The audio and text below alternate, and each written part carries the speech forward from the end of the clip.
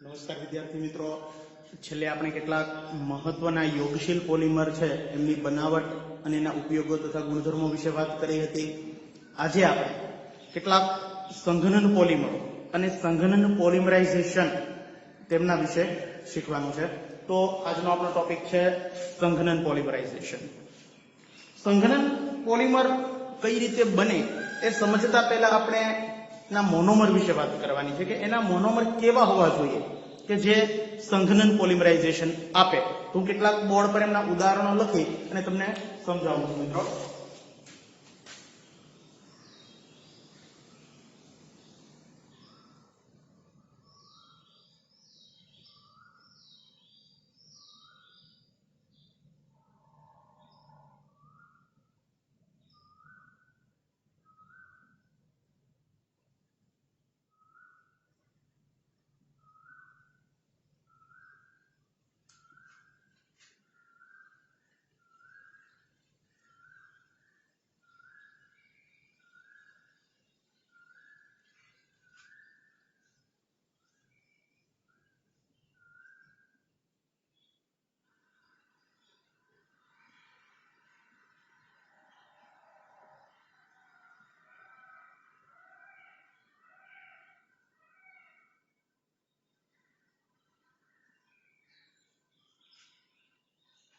તો અહીંયા મેં કેટલાક પાંચેક અલગ અલગ મોનોમર છે એ દર્શાવ્યા છે. આ બધાને જોતા તમને મિત્રો એક વાત બહુ વ્યવસ્થિત સમજાશે કે દાખલા તરીકે આની વાત કરીએ, હેક્સામિથિલિન ડાયમાઇન. તો HMDA હેક્સામિથિલિન ડાયમાઇન, તો એમની અંદર બે ક્રિયાશીલ સમૂહો, એક NH2 સમૂહ આગળ, એક NH2 સમૂહ પાછળ છે. આમની વાત કરીએ, બરાબર, એડિપિક એસિડ જેનું નામ છે અને IUPAC નામ કરીએ તો આનું નામ થશે હેક્ઝેન ડાયોઇક એસિડ. તો આ હેક્ઝેન ડાયોઇક એસિડ અથવા એડિપિક એસિડ ની અંદર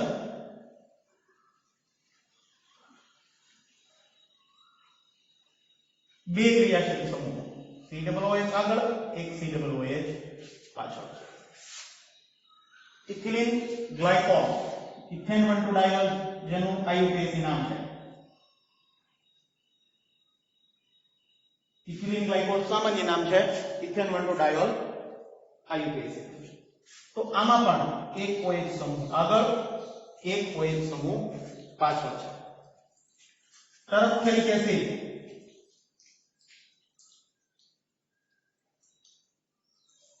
જેનું IUPAC નામ છે benzene 1,4 ડાયોઇક acid.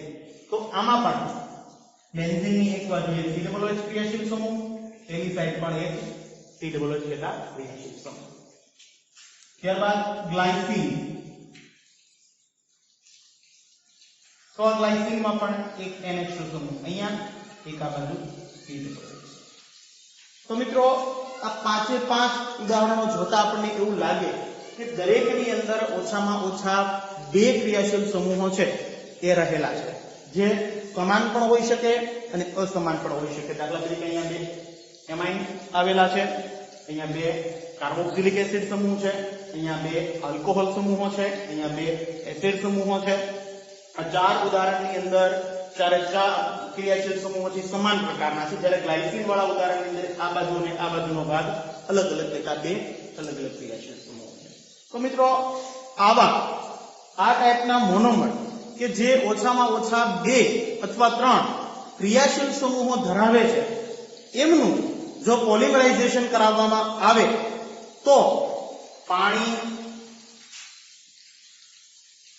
Alcohol, hydrogen chloride, તો આવા અણુ છૂટા પડી અને આ મોનોમરોનું જોડાણ થઈ અને પોલિમર રચાય છે, જેને સંઘનન પોલિમર તરીકે ઓળખવામાં આવે છે મિત્રો. તો એમના વિશેની વાત આપણે કેટલાક અગત્યના સંઘનન પોલિમર વિશે પણ આપણે વાત કરીશું. તો સૌપ્રથમ આ સંઘનન મોનોમર વિશે લખીએ.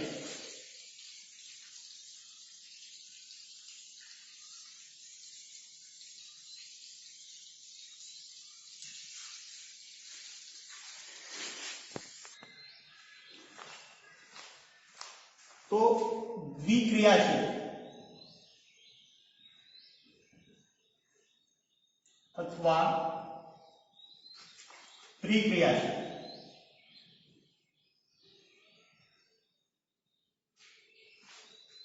समूह धरावता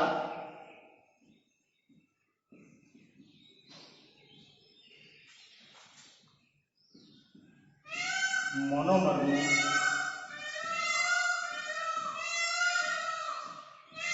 પોલિમરાઇઝેશન કરવાથી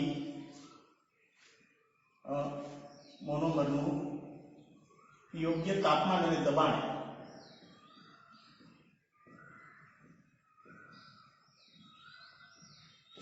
અને દબાણે યોગ્ય ઉદ્દીપકની હાજરીમાં ઉદ્દીપકની હાજરી મિત્રો હોવી જ જોઈએ એ જરૂરી નથી, કેટલાકમાં હોય કેટલાકમાં ન પણ હોય. તો યોગ્ય તાપમાન અને યોગ્ય દબાણ યોગ્ય ઉદ્દીપકની હાજરીમાં પોલિમરાઇઝેશન કરાવવાથી H2O, HCl, આલ્કોહોલ વગેરે જેવા અણુ છૂટા પડી સંઘનન પોલિમર બને છે.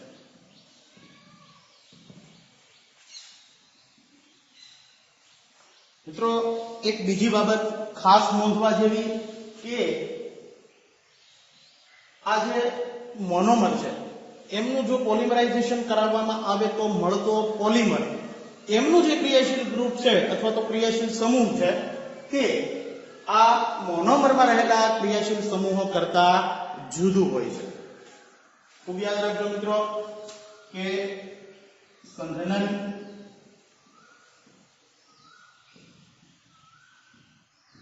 પોલિમરાઇઝેશન થી પ્રાપ્ત થતા પોલિમરનું ક્રિયાશીલ સમૂહ એ મોનોમરના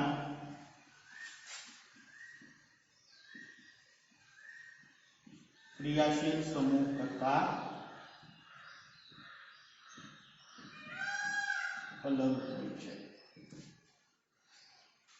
તો હમણાં કેટલાક આપણે ઉદાહરણો પણ જોઈશું કે દાખલા તરીકે આ હેક્સામિથિલિન ડાયમાઇન અને એડિપિક એસિડ આ બંનેનું સંઘનન પોલિમરાઇઝેશન કરાવવાથી આપણને નાયલોન 66 નામનો જે પોલિમર મળશે તો તે પોલીએમાઇડ વર્ગનો પોલિમર છે જેમાં એમાઇડ ક્રિયાશીલ સમૂહ રહેલો હશે જે આ એમાઇડ અને કાર્બોક્સિલિક એસિડ કરતા અલગ છે. આ ઉપરાંત આપણે પેરેલિન અથવા તો ડેક્રોન રેસાઓ એમની બનાવટ પણ મિત્રો જોવાની છે. એમાં પણ આ ઇથિલિન ગ્લાયકોલ અને આ ટરફથેલિક એસિડ આ બંને મોનોમર તરીકે વપરાય છે. તો આમાં વપરાતો OH ગ્રુપ છે એટલે કે આલ્કોહોલ ક્રિયાશીલ સમૂહ છે, જ્યારે આની અંદર કાર્બોક્સિલિક એસિડ ક્રિયાશીલ ગ્રુપ સમૂહ છે. આ બંનેને પોલિમરાઇઝેશન થી જે પેરેલિન અથવા ડેક્રોન પ્રાપ્ત થાય છે એમાં એસ્ટર છે એ ક્રિયાશીલ સમૂહ રહેલો છે, એટલે કે આ બંને કરતા એમાં પણ ક્રિયાશીલ સમૂહ છે અલગ રહેલો છે. તો ખૂબ યાદ રાખવા જેવી બાબત છે કે આ પોલિમરાઇઝેશન બાદ જે પોલિમર પ્રાપ્ત થાય એમાં જે ક્રિયાશીલ સમૂહ હશે તે મોનોમર કરતા અલગ છે મિત્રો. તો આ સંઘનન પોલિમર વિશે વાત કરી. આપણે હવે કેટલાક અગત્યના સંઘનન પોલિમર છે એમની બનાવટ અને એમના ઉપયોગો વિશે વાત કરવાની છે મિત્રો. તો સૌપ્રથમ આપણે પોલીએસ્ટર વર્ગના પોલિમર છે એમની ચર્ચા કરશું. ત્યારબાદ પોલીએમાઇડ વર્ગના પોલિમર છે કે જેને સામાન્ય રીતે નાયલોન તરીકે ઓળખવામાં આવે તો એમની ચર્ચા કરીશું. ત્યારબાદ ફિનોલ ફોર્માલ્ડિહાઇડ પ્રકારના પોલિમરની વાત કરશું. મેલેમાઇન ફોર્માલ્ડિહાઇડ વર્ગના પોલિમરની વાત કરશું. તો આવા ચારેય પ્રકારના સંઘનન પોલિમર છે એમની બનાવટ અને ઉપયોગો વિશે આપણે વાત કરવાની છે મિત્રો. તો આપણે કેટલાક અગત્યના સંઘનન પોલિમર છે એમની બનાવટ અને એમના ઉપયોગો વિશે વાત કરીએ. તો સૌપ્રથમ આપણે વાત કરીશું પોલીએસ્ટર વર્ગની.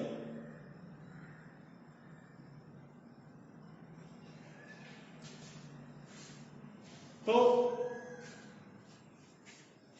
પોલીએસ્ટર વર્ગના પોલિમર છે એ ડાયોલ અને ડાયકાર્બોક્સિલિક એસિડ આ બંને મોનોમરો વચ્ચે પોલિમરાઇઝેશન કરાવવાથી પ્રાપ્ત થાય છે. તો ટેરેલિન અને ડેક્રોન એ આ વર્ગનું ખૂબ જાણીતું ઉદાહરણ છે. તો એની બનાવટ અને ગુણધર્મ વિશે આપણે વાત કરીશું મિત્રો. તો ડાયકાર્બોક્સિલિક એસિડ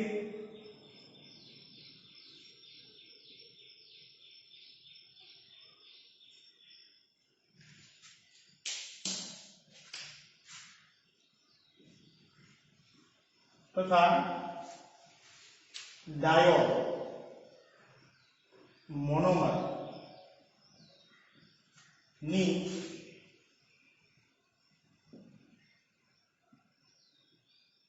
પોલિમરાઇઝેશન મોનોમરનું પોલિમરાઇઝેશન કરાવવાથી પોલીએસ્ટર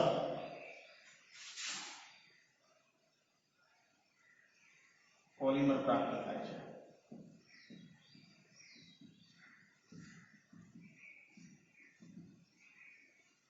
તો ટેરેલિન અથવા તો ડેક્રોન એ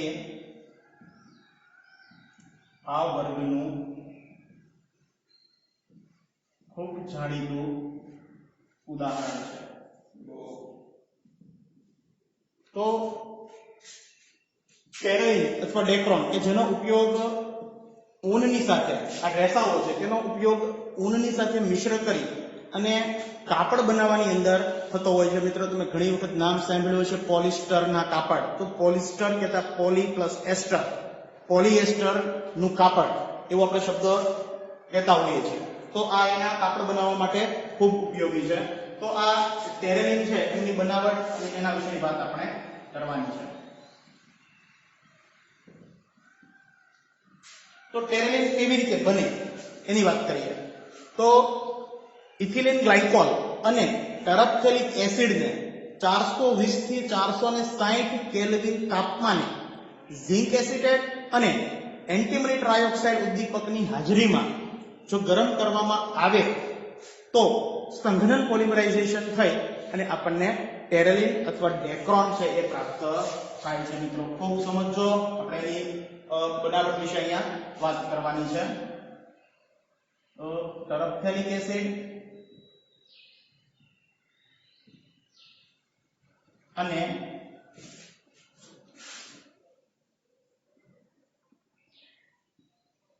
ઇથિલિન ગ્લાયકોલ ની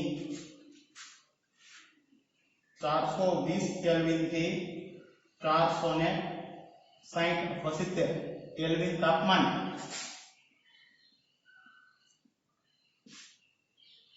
ઝિંક એસિટેટ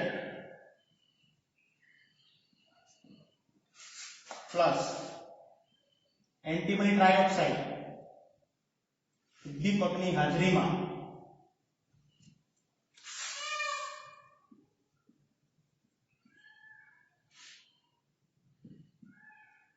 પોલિમરાઇઝેશન કરાવવાથી ટેરેલિન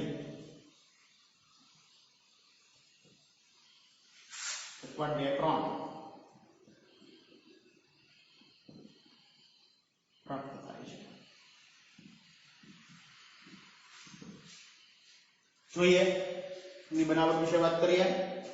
તો ઇથિલિન ગ્લાયકોલ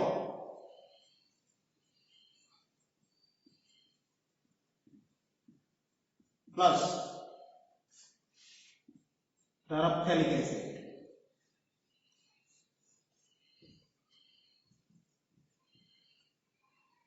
એમનું પોલિમરાઇઝેશન કરાવવામાં આવે.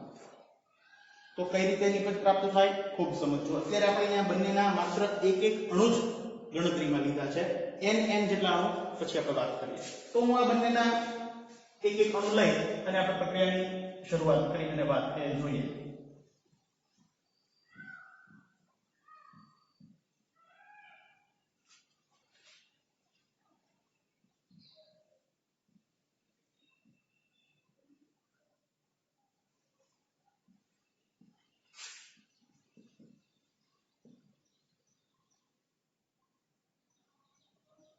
તો મિત્રો અહીંયા આપણે ઇથિલિન ગ્લાયકોલ અને ટરફથેલિક એસિડનો એક એક અણુ લીધો છે.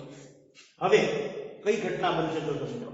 તો અહીંયા ઇથિલિન ગ્લાયકોલમાંથી આ બનતું છે. તો સ્વાભાવિક છે કે હાઇડ્રોજન અને ઓક્સિજન વચ્ચે બંધ છે, જો એ તૂટે તો ઓક્સિજનની વિદ્યુત ઋણતા હાઇડ્રોજન કરતા વધુ હોવાથી બંને ઇલેક્ટ્રોન ઓક્સિજન રાખશે, એટલે કે ઓક્સિજન પર ઋણ વીજભાર અને હાઇડ્રોજન પર પ્લસ વીજભાર સર્જાશે. આવી જ ઘટના અહીંયા કાર્બન માં OH અને આ કાર્બન વચ્ચેનો બંધ તૂટવાથી થશે. તો આ બંધ જો તૂટે તો ઓક્સિજન જે ઇલેક્ટ્રોન મેળવશે, કાર્બન જે ઇલેક્ટ્રોન ગુમાવશે. તો અહીંયા ઇથિલિન ગ્લાયકોલમાંથી H+ ટરફથેલિક એસિડમાંથી OH- છૂટવા પડશે. આ H+ આ OH- સાથે જોડાય અને પાણી તૈયાર કરશે, એટલે કે પાણીનો અણુ છૂટવો પડશે, એટલે કે H2O બનશે. તો આ બંને નીકળી ગયા પાણી રૂપે, H2O રૂપે દૂર થયા. આ બંને વચ્ચે બંધ બની જાય એટલે અહીંથી પ્લસ વીજભાર અને માઈનસ વીજભાર સામસામો જતો રહે. તો આવી રીતના આ અણુ તૈયાર થશે. હવે આગળ આના જો n જેટલા અણુ લેવામાં આવે, આ તો આપણે એક એક અણુ લઈને વાત કરી. જો આના n જેટલા અણુ અને આના પણ જો n જેટલા અણુ લઈને લેવામાં આવે તો ફરી પાછો આગળ ઇથિલિન ગ્લાયકોલ અહીંયા આવી જશે, ટરફથેલિક એસિડ થી આગળ. એવી રીતના આ O અને H વચ્ચેનો બંધ તૂટતો જશે અને આગળ અહીંથી કાર્બન અને OH બંધ વચ્ચેનો બંધ તૂટતો જશે. તો અહીંથી આગળ આ ભાગ ફરી પાછો આવી જશે, તેનાથી આગળ આ ભાગ. તો આ ભાગ n વખત પુનરાવર્તન પામશે અને n જેટલા પાણીના અણુઓ છૂટા પડશે મિત્રો. તો આ ભાગ છે આટલો એ n વખત પુનરાવર્તન પામશે. જો આપણે એક એક અણુ લીધા તો આ ભાગ એક વખત બન્યો. જો બે અણુ લઈએ તો બે વખત બન્યા. હજી એક વખત આગળ આ ઇથિલિન ગ્લાયકોલ અને ટરફથેલિક એસિડ. ત્રણ અણુ લઈએ તો ત્રણ વખત. તો n જેટલા અણુ લઈએ તો આ ભાગ n વખત પુનરાવર્તન પામશે. એટલે કે અહીંયા આ આવી રીતે O CH2 CH2 O COO benzene ring COO. તો આ ભાગ n વખત પુનરાવર્તન પામે છે, એટલે કે આને કહીશું આપણે ટેરેલિન અથવા ડેક્રોન. તો મિત્રો ખૂબ સમજો. અહીંયા OH ક્રિયાશીલ સમૂહ, અહીંયા OH ક્રિયાશીલ સમૂહ, અહીંયા COOH ક્રિયાશીલ સમૂહ, અહીંયા COOH ક્રિયાશીલ સમૂહ. એટલે કે ઇથિલિન ગ્લાયકોલ એ ડાયોલ તથા આલ્કોહોલ મોનોમર છે, જ્યારે આ કાર્બોક્સિલિક એસિડ ડાયકાર્બોક્સિલિક એસિડ નો મોનોમર છે. અને આ બંને વચ્ચે પોલિમરાઇઝેશન થવાથી અહીંયા COO આપણે જોઈ ગયા હતા ધોરણ 11 ની અંદર કે COO ક્રિયાશીલ સમૂહ ધરાવતા સંયોજનને આપણે એસ્ટર સમૂહ તરીકે ઓળખીએ છીએ. તો અહીંયા એસ્ટર સમૂહ ધરાવતો પોલિમર તથા પોલીએસ્ટર છે એ પ્રાપ્ત થાય છે આપણને. તો આ ટેરેલિન છે ખૂબ અગત્યનો પોલિમર છે, જેનો ઉપયોગ એ ઊન અને એના જેવા રેસાઓ સાથે, સુતરાઉ કાપડના રેસાઓ સાથે મિશ્ર કરી કપાસના રેસાઓ સાથે અને કાપડ છે એ બનાવવામાં આવતું હોય છે. ઉપરાંત આ જે ટેરેલિન અથવા ડેક્રોન છે કરચલી પ્રતિરોધક છે, એટલે કે એનું કાપડ જે તૈયાર થાય એમાં કરચલી નથી પડતી હોતી. તમને ખબર હોય તો મિત્રો કોટનનું જો કાપડ હોય પ્યોર, તો એને આપણે જેટલી વખત ધોઈએ એટલી વખત એમની પર કરચલી પડી જતી હોય છે. આવી રીતના દબાવવામાં આવે તો અહીંયા આ જગ્યાએ કરચલી પડી જતી હોય છે અને એને આપણે દર વખતે ઇસ્ત્રી મારી અને કપડાં પહેરવા પડતા હોય છે. તો આ કરચલી પ્રતિરોધક છે, બરાબર. એને આવી રીતના દબાવીને આવી રીતના કરવામાં આવે તો એમાં કરચલી પડતી નથી. તમે ક્યારેક જોયું હશે કે પોલિસ્ટરના કાપડમાં ક્યારેય કરચલી હોતી નથી. તો આ કરચલી પ્રતિરોધક હોવાથી ઊનની અને કપાસના જે રેસાઓ છે એની સાથે મિશ્ર કરી અને પોલિસ્ટરનું કાપડ બનાવવા માટે ઉપયોગી છે.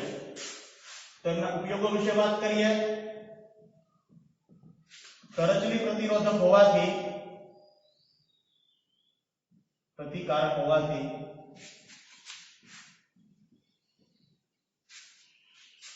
ઊન જેવા રેસા સાથે મિશ્ર કરી કાપડ તૈયાર કરવામાં આવે છે. ઉપરાંત હેલ્મેટની અંદર નો ભાગ કે જે ખોપડીનું રક્ષણ કરે છે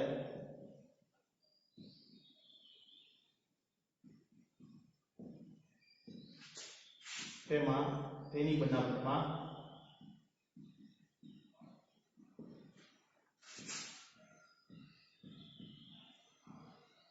ઉપયોગી છે. તો હેલ્મેટની અંદરનો જે પૂર્ણ ભાગ હોય છે એમની અંદર આ ગ્લાસ ફૂલ જેને આપણે કહીએ એ આનું બનેલું હોય છે, તેનો ઉપયોગ છે કરવામાં આવે છે.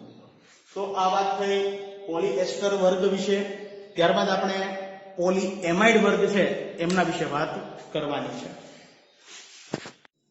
તો બીજો અગત્યનો વર્ગ છે સંઘનન પોલિમરનો પોલીએમાઇડ. આ પોલીએમાઇડ વર્ગના જે પોલિમર છે તે એમાઇડ ક્રિયાશીલ સમૂહ છે એ ધરાવતા હોય છે મિત્રો, અને આ વર્ગના પોલિમરને નાયલોન તરીકે ઓળખવામાં આવે છે. અને ડાયએમાઇન સંયોજનો અને ડાયકાર્બોક્સિલિક એસિડ અથવા એમિનો એસિડ સંયોજનો છે એ આમના મોનોમર તરીકે વપરાતા હોય છે મિત્રો. તો એમનું ખૂબ એક અગત્યનું સંયોજન નાયલોન 66 એમની બનાવટ અને ઉપયોગો વિશે આપણે વાત કરવાની છે.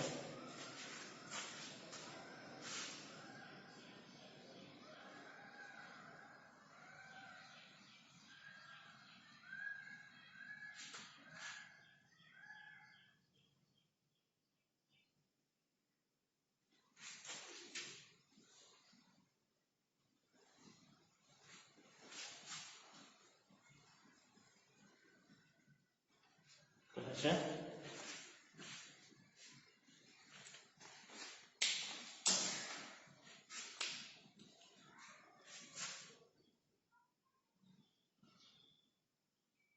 ડાયએમાઇન અને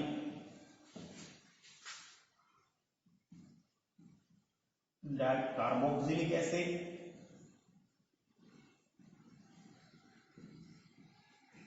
અથવા એમિનો એસિડ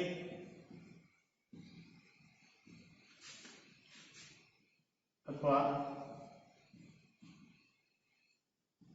તેમના લેક્ટમ નું સંઘનન પોલિમરાઇઝેશન થવાથી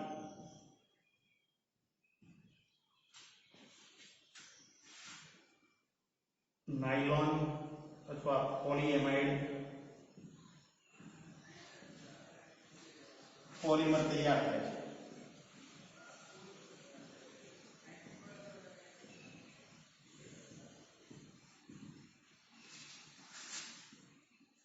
તો ખૂબ અગત્યનું નાયલોન 66 જે આ વર્ગમાં સમાવેશ થાય છે એમની બનાવટ વિશે વાત કરવાની છે આપણે. ઊંચા તાપમાન અને દબાણે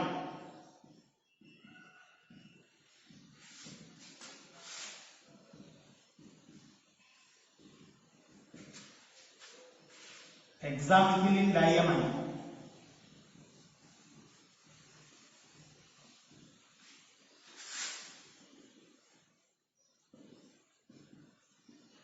અને એડિપિક એસિડ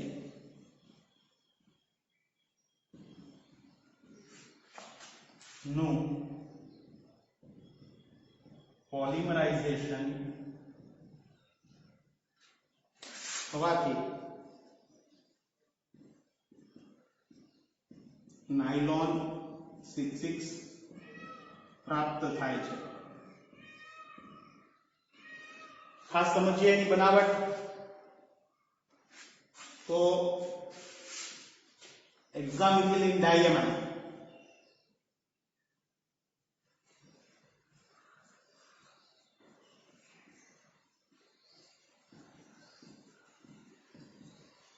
અને એડિપિક એસિડ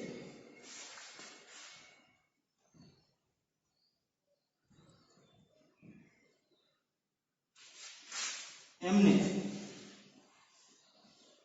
ઊંચા દબાણ અને ઊંચું તાપમાન કહેતા 553 કેલ્વિન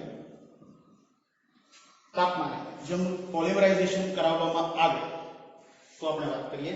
સૌપ્રથમ આપણે આમના એક એક અણુ લઈ અને કઈ પ્રક્રિયા થાય અને શું છૂટું પડે એના વિશે વાત કરીએ. સૌપ્રથમ હેક્સામિથિલિન ડાયમાઇન ની વાત કરીએ. એનું ઉદાહરણ જોઈએ.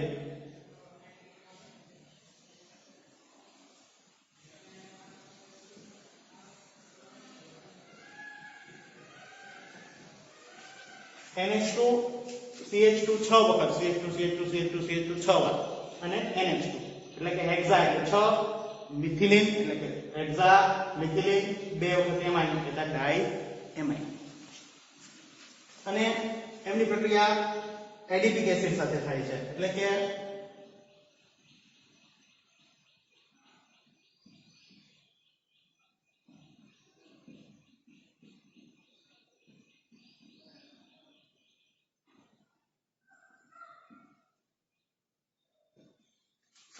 COOH CH2 4 વાર અને COOH કે જેનું IUPAC નામ છે હેક્સેન ડાઇઓઇક એસિડ. તો આ બંને નામે એક એક અણુ લીધા, બરાબર.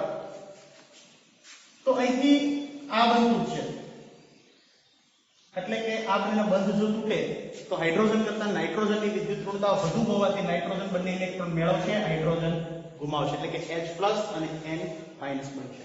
આવી રીતના આ એડિપિક એસિડમાંથી કાર્બન અને OH વચ્ચેનો બંધ તૂટશે એટલે કે કાર્બન ઇલેક્ટ્રોન ગુમાવશે, ઓક્સિજન મેળવશે કારણ કે ઓક્સિજનની વિદ્યુત ઋણતા કાર્બન કરતા વધારે છે. તો આવી રીતે હેક્સામિથિલિન ડાયએમાઇનમાંથી HMDA માંથી H+ અને એડિપિક એસિડમાંથી OH- બનશે. તો આમાંથી છૂટો પડતો H+ એ આના OH- સાથે જોડાય અને પાણીનો અણુ છૂટો પાડશે એટલે કે H2O બનશે. અને આ H2O નીકળ્યા બાદ આ નાઇટ્રોજન કે આ કાર્બન સાથે જોડાશે એટલે કે અહીંથી પ્લસ વીજભાર, અહીંથી ઋણ વીજભાર જતો રહેશે. તો આવી રીતે એક અણુ બન્યો. જો આ રીતના એક એક અણુ લઈએ તો આટલો ભાગ જે હું ચોરસ ભાગ કરું છું તે પુનરાવર્તન પામશે. n જેટલા અણુ એક વખત ભાગ બન્યો. આનો બીજો અણુ જો લઈએ તો દાખલા તરીકે આનો બીજો અણુ છે અહીંયા પાછળ આવી જશે તો એક અણુમાંથી H+ આ ભાગમાંથી OH- છૂટો પડશે. આપણે જોઈએ ઉદાહરણ જોઈએ. ખૂબ નાના અક્ષરે થોડું લખું છું.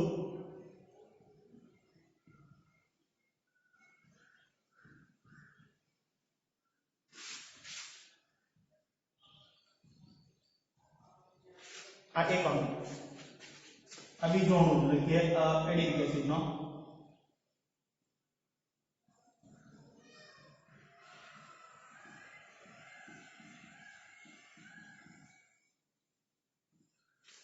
આ બંનેના એક એક અણુ લખ્યા.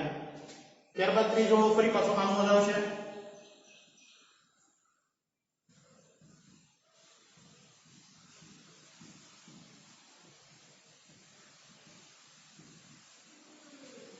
ફરી પાછો એડિપિક એસિડનો અણુ આવશે.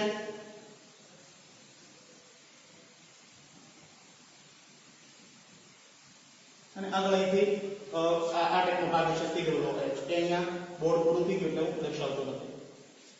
તો મિત્રો કઈ રીતના થશે? જો અહીંથી આ બંધ તૂટે, અહીંથી OH- આનો H+ એટલે એક પાણીનો અણુ આ બંને આમ જોડાઈ જશે. આવી જ રીતના આ કાર્બન પાણીથી OH- અહીંથી H+ આ પાણીનો અણુ અહીંથી આ બંને જોડાશે. ફરી પાછો અહીંથી H+ અને OH- ફરી પાછા આ બંને જોડાશે. આગળ જો અહીં જે રીતે વાત કરી એવી રીતે ફરી પાછો અહીં આગળ જોડાશે. તો આટલો ભાગ જો આ x પ્લસ આગળ જતો રહેશે તો આ ભાગ એક વખત અહીંથી બીજી વખત આગળ પેલું આવશે c ડબલ o અહીંયા બે વખત પુનરાવર્તન પામ્યો. જો આપણે બે અણુ લીધા તો આ ભાગ બે વખત પુનરાવર્તન પામ્યો, એક અણુ લીધો તો આ ભાગ એક વખત પુનરાવર્તન પામ્યો હતો. તો જો આના n જેટલા અણુઓ બંનેના લેવામાં આવે કે n જેટલા હેક્સામિથિલિન ડાયમાઇન અને n જેટલા અણુ એડીપી એસિડના જો લેવામાં આવે તો આટલો ભાગ n વખત પુનરાવર્તન પામશે. એટલે કે આપણને નાયલોન 66 નું બંધારણ આ મુજબ પ્રાપ્ત થશે. NH CH2O6 NH CO આગળ જતા CH2 CO. તો આ ભાગ n વખત પુનરાવર્તન પામશે અને આપણને નાયલોન 66 પોલિમર પ્રાપ્ત થશે. મિત્રો તમને એક પ્રશ્ન થતો હશે કે નાયલોનની પાછળ 66 શા માટે લગાડવામાં આવ્યું? તો આનો જવાબ છે મિત્રો, નાયલોન 66 નો અર્થ એવો થાય કે આ જે 6 છે X6 એ હેક્સામિથિલિન ડાયમાઇન ના કાર્બનનું સૂચન કરે છે. આની અંદર 6 કાર્બન જે છે એ હેક્સામિથિલિન ડાયમાઇન છે અને બીજા જે 6 કાર્બન છે, 4 કાર્બન આ એક અહીંયા અને એક અહીંયા, ટોટલ 6 કાર્બન આ કે જે એડીપી એસિડ ના છે. તો 6 કાર્બન HMDA ના અને 6 કાર્બન એડીપી એસિડ ના, એમ બંનેના 6 કાર્બન હોવાથી એને કહે છે નાયલોન 66. બરાબર. ઉપરાંત આ રેખીય પોલિમર છે, આગળ રેખા આવી રીતના આગળ વધતી જશે. ઉપરાંત અહીંયા નાઇટ્રોજન હોય અને હાઇડ્રોજન પણ હોય તો વિદ્યુત ગુણતાના તફાવતને હોવાથી હાઇડ્રોજન બંધ પણ આની અંદર પ્રબળ પ્રકારનો જોવા મળે છે મિત્રો. તો જેના કારણે એની અંદર તનન સામર્થ્ય છે એ વધી જતું હોય છે, જે એને સ્ફટિકમય સ્વભાવ આપે છે. તો એમના વિશે વાત કરીએ.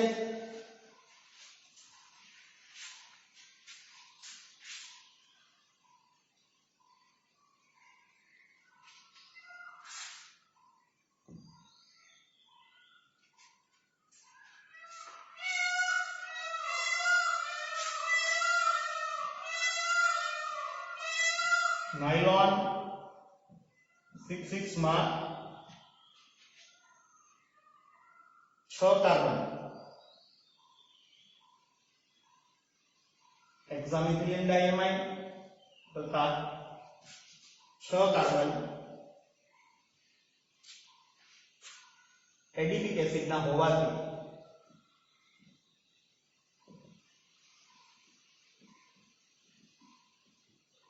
તેને નાયલોન 66 કહે છે.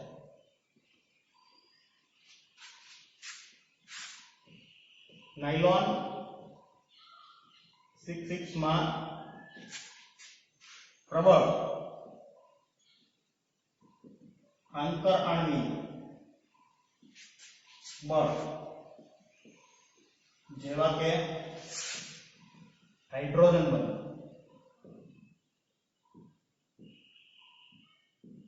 હોવાથી તેમાં તનન બળ વધુ હોય છે.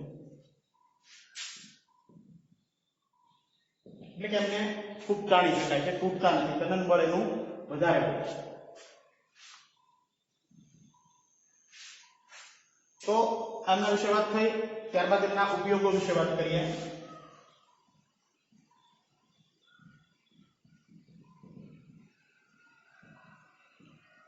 નાયલોન 66 નો ઉપયોગ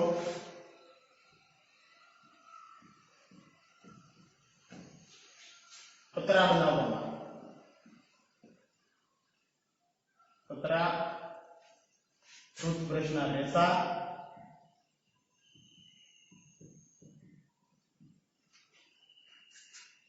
બનાવવામાં થાય છે.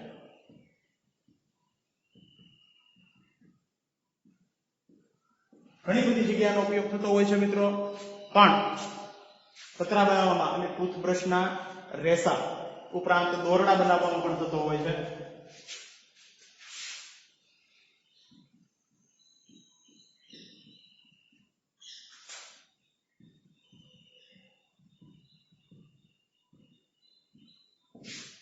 તો ટૂથબ્રશ પરના જે રેસા જે આપણે દાંતે ઘસીએ છીએ તે રેસા નાયલોન 66 ના બનેલા હોય છે. ઘણી વખત દોરડા પણ આ નાયલોન 66 ના બનાવવામાં આવતા હોય છે. ઉપરાંત પતરા છે એની અંદર પણ એ ઉપયોગી છે. તો નાયલોન 66 વિશે વાત કરી, એમની બનાવટ, એના ઉપયોગો ખૂબ યાદ રાખજો મિત્રો. 2 માર્ક્સની અંદર બોર્ડમાં પૂછી શકાય, નીટમાં પણ આ લગતા કેટલાક પ્રશ્નો પૂછી શકાય, તેના વિશે પણ આપણે વાત કરીશું. તો અહીં નાયલોન 66 વિશે વાત પૂર્ણ થાય છે. ત્યારબાદ પોલીએમાઇડનું બીજું અગત્યનું સંયોજન નાયલોન 6 એમના વિશેની વાત આપણે કરવાની છે.